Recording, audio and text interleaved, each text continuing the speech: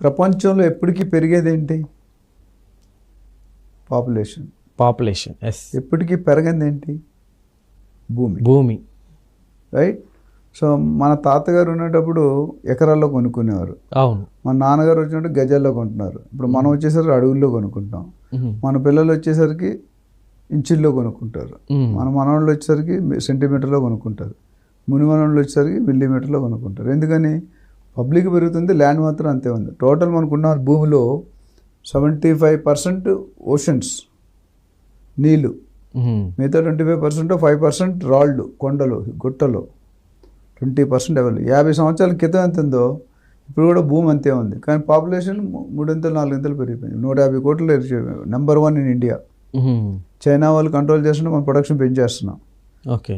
అది ఉన్న తక్కువ జాగాలో డిమాండ్ ఎక్కువ అవుతుంది, సప్లై తక్కువ అయిపోతుంది. డిమాండ్ ఎక్కువ, సప్లై తక్కువ అయితే రేట్లు పెరుగుతాయి.